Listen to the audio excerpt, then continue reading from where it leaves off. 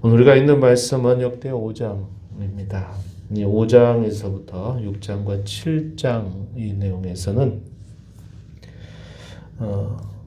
성전 봉헌식 그 내용에 대한 소개가 주어집니다. 오늘 우리가 읽은 이 5장의 내용에서는 당시에 언약궤는 다윗 성에 있었습니다. 다윗 성에 있었던 그 언약궤를 모든 성전을 다 완공하고 난 이후에 그 언약궤를 마침내 성전의 지성소 안에 안치하는 내용, 이것이 5장의 소개가 되고요. 이 6장의 내용에서는 이 솔로몬이 이스라엘 백성들을 향해서 연설하는 내용이 소개가 됩니다. 그 성전을 건축한 것, 어떤 의미가 있는가 하는 것들을 연설하고 그 성전을 봉헌하게 된 것을 하나님 앞에 감사하면서 기도하는 내용이 6장에 소개가 돼요. 우리가 내일 읽을 말씀이 될 것이고요. 7장에 가서 보면 이제 마침내 성전 봉헌식 축제가 있게 되는 내용이 나타납니다. 그리고 하나님께서 이 성전을 향해서 기도했던 솔로몬의 기도에 대하여 응답하신 말씀, 이것이 이제 7장에 이어지면서 역대 5장로부터 7장까지 성전 봉헌에 관한 말씀이 주어지게 됩니다. 우리가 살펴봤던 것처럼 예적의 실로에 있었던 성막을 어디로 옮겨오게 되냐면 언약궤는 다윗 성으로 오랜 시간을 통해서 옮겨오게 되고요.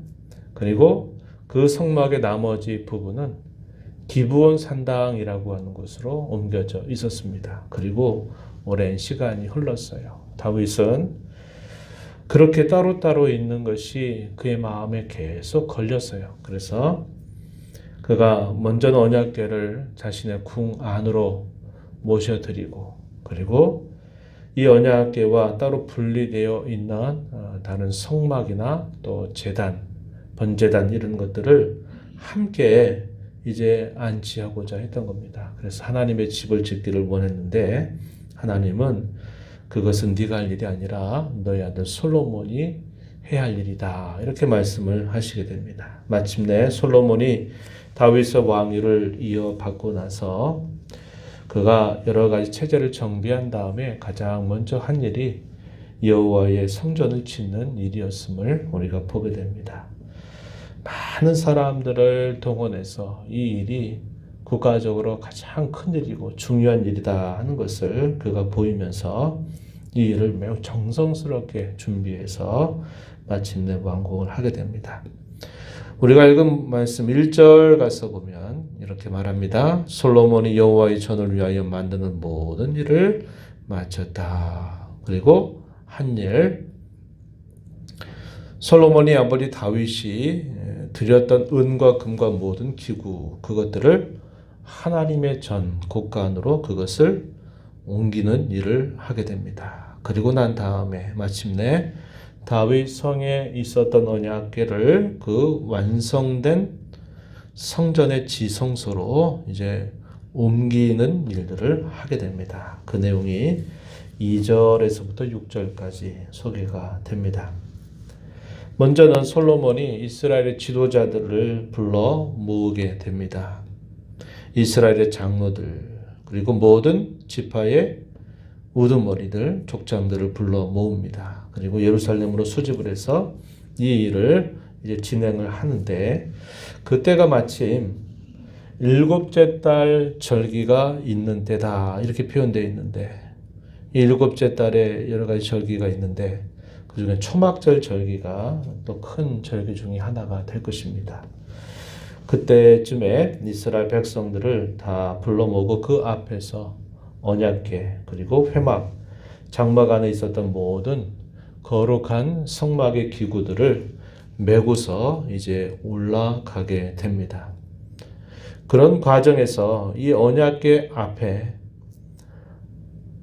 많은 양과 소를 가지고 하나님 앞에 제사를 올리게 되는데 그 수가 셀 수 없을 만큼 많았다라고 이야기를 해줍니다. 이렇게 제사하는 그들의 마음이 어땠을까요? 참으로 벅차고 또 기쁨에 겨운 그런 제사가 되었을 것입니다.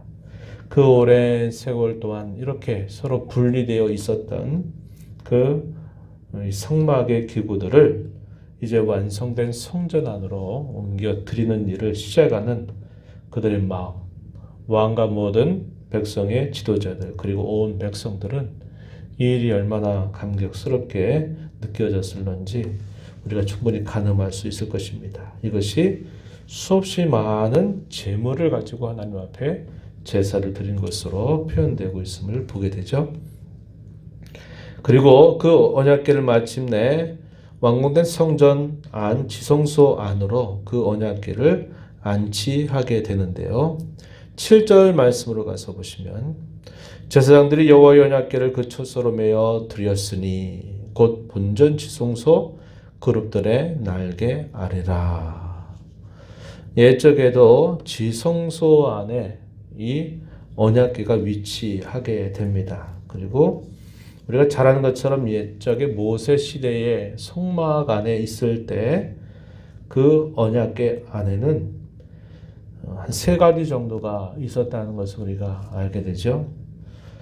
십계명을 나타내는 돌판이 그 안에 있었고 또 하나는 만나 항아리라고 하는 것이 있었습니다. 출애굽기 25장, 또 32장, 34장 이 말씀을 가서 보게 되면 만나를 담고 있는 항아리를 이 언약궤 안에 보존하라 하는 명령을 내리세요. 그래서 만나 항아리가 이 언약궤 안에 들어 있었습니다.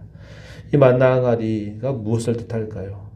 이스라엘 백성들의 광야 여정 속에 농사도 짓지 않고 먹을 것을 구하기 어려운 그 척박한 환경 속에서 하나님이 그들에게 일용할 양식을 날마다 제공하시다 하는 것, 그들의 먹고 사는 문제를 하나님이 돌봐주신다 하는 것을 그들로 하여금 늘 기억하게 하기 위하여 그 언약궤 안에 만나 항아리를 두었습니다.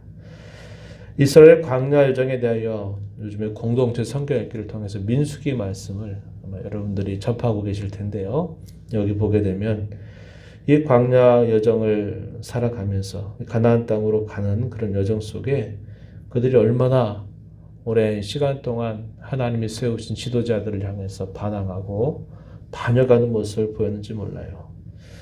그러자 이 아론의 쌍난 지팡이와 다른 백성의 지도자들의 지팡이를 가지고서 시험을 하게 됩니다. 그럴 때 하나님께서 이 아론의 쌍난 지팡이, 아론의 지팡이에만 싹이 나게 하면서 하나님께서 직접 세우신 지도자들이다 하는 것을 모든 이스라엘 백성들 앞에 공적으로 보이게 되는 사건이 있게 됩니다. 그래서 실제적으로는 죽은 막대기처럼 보이는 그 지팡이에 싹이 나 있다 이 말은 하나님께서 그들을 붙들고 계신다. 그들을 하나님이 세우셨다 하는 것을 온 백성들에게 보이신 사건입니다. 지도자의 권위를 상징하고 있는 아론의 쌍난 지팡이가 언약궤 안에 안치가 되어 있었다 하는 것을 보게 돼요. 그러나 시간이 흘러가면서 이것들이 상실이 됐습니다. 소실이 되고서 이 솔로몬 성전의 언약궤 안에는 딱 하나만 들어 있었어요. 그게 뭐냐면